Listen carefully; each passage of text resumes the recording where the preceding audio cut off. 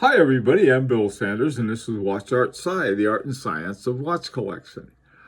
Today what I want to do, I went out and I looked for bargains, not the absolute lowest, but rather ones that I thought were really good buys, excellent buys. Now they range from $220 up to $7,995. So that's a pretty big range. Most of them know around five-ish, right in there. And so, but they're down from five figures down to four. So that's a good thing. So let's take a look at what I was able to find. And the first one I want to talk about is that these are becoming rarer and rarer to find good buys on. And this is a Parmigiani Culpa XL Grande. I have one. I'm wearing one now. There's something about these watches that are just great. I'm not even sure what they are because they're unusual. They don't look like your typical watch. But they are really great watches. I guess it's sort of hard to say. Now they've been, first of all, they're designed by a real watchmaker. The movement was designed by a real watchmaker, Michel Parmigiani. These weren't off of some assembly line, but they were designed specifically for watch. I mean, for this kind of watch. And this is somewhat of a tonneau shape, and it's an automatic.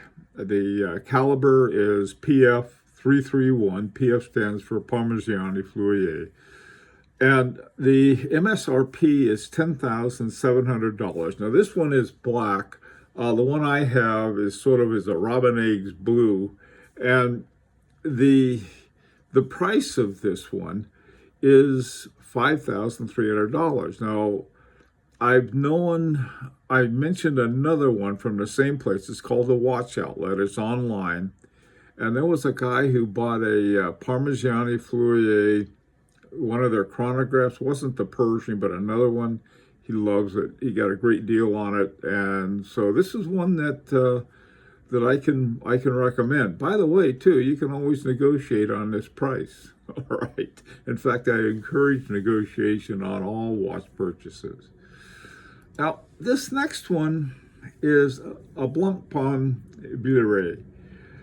And to me, this is something for a dress watch that is almost perfect dress watch. Now, the ideal dress watch is minutes and hours only, maybe a second hand, probably not a date, but that's okay. This one has all of those. It has hour, minutes, seconds, plus a date window.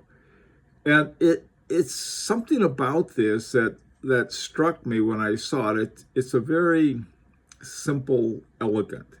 It is an automatic, but that's okay. 38 millimeter stainless steel. They have a Blancpain Calibre 1150. Now this Calibre is 3 hertz, which I think is a wonderful hertz for it. 100 hours before you have to wind it up again.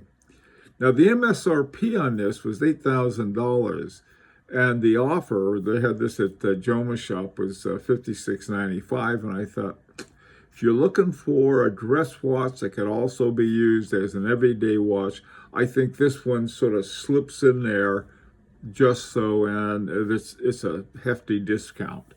And by the way, too, this one and the previous one, the Culpa, these are both new watches.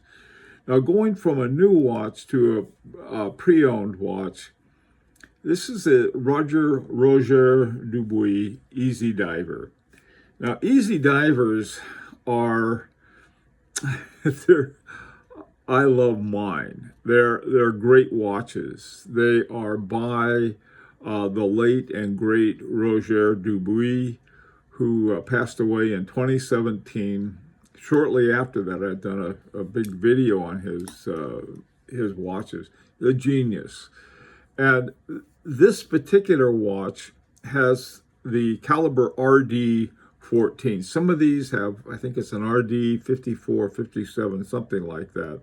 But the ones that are the ones to get, at least as far as I'm concerned, are the ones with an RD14. The ones with an RD57 are still very good watches, though. And they have a solid gold rotor in the back, and they're big watches. They're big boys. They really are. But they don't wear too large. And the thing is, I like mine a lot, and they have, by the way, too, they have a Geneva seal. Not you don't find. It used to be the only watches with a Geneva seal were Patek Philippe until Patek Philippe got into some kind of beef with them. I don't know, with the Geneva seal people. I think it may have been over silicon. Patek Philippe started using silicon, I think, in their hairsprings and some other part. And that may have been what the issue was. And so now Patek Philippe has its own seal of approval. To me, it's always been a funny thing. But these watches, Easy Diver, now this is another watch that you used to be able to find everywhere.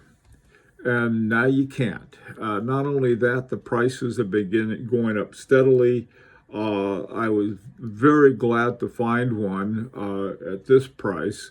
There was this other one I was looking at, and before I could finish the video, it was sold.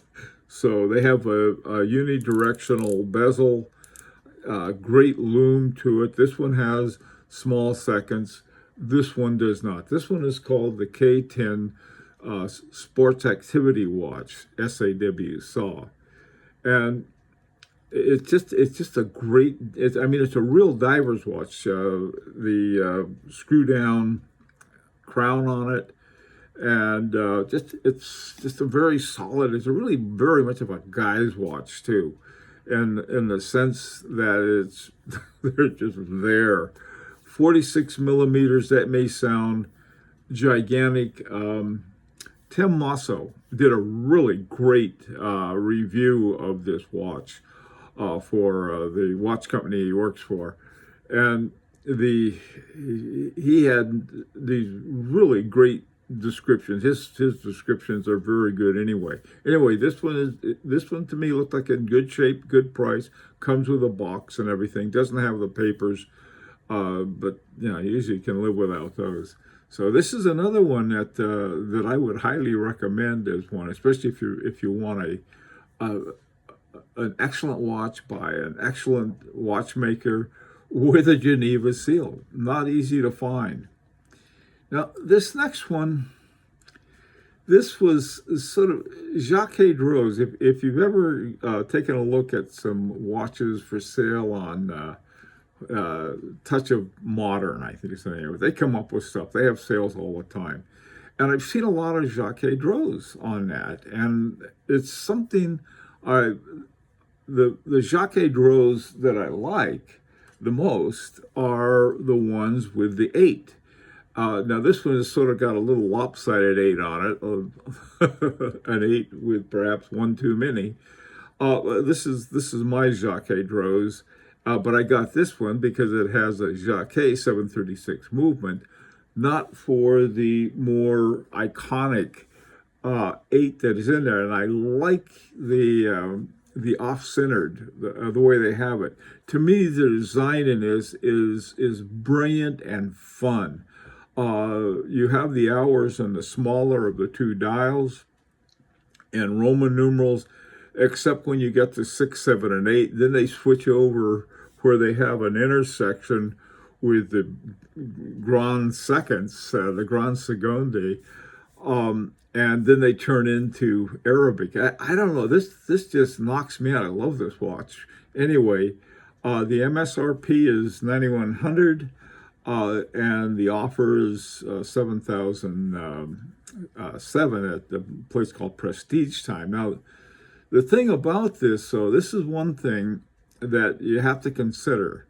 The Calibre is 2663A.P, and it has a silicone balance spring. I don't know how you feel about that. The silicone balance spring is sort of one of the most trouble-free, accurate springs you're going to get. The problem, if you want to call it that, with that spring is that you can't adjust them. All right, you have to send in for a new one. Now, this next watch is one I think that is this is a full price of it. You're not going to find too many discounts. There are a few used ones on the market. It's the Harbring 2 Felix. Now, the important thing about the Harbring 2 Felix is that it has the A11B movement. A stands for Austria. This is a Harbring 2 is in Austria. The B is basic. This is a basic movement. You can find other ones that have other kinds of movements that Richard Harbring fixed up and so forth. But the Felix and the Edwin, I think is the other one's called, another one. He has several of them, but the ones with if you get a Harbring 2, you want one with a base movement of the A11 because they have all different kinds of watches. This one, though, is one I mean, it's a great watch. I've had mine for I don't know how many years now, several years, and it's still the most accurate watch I have. I have watches that are $100,000 now. They went up since I bought them. I didn't pay that much, but this one still is the most accurate, and it's hand wound, made by a master watchmaker. This is something the Harbring. Richard Harbring and his wife Maria, they both work on them in this little place in Austria, and they have these great watches. They've won 4 Grand Prix awards. That's more than most of the big watch companies. So this is something, $5,500, 44.50 euro.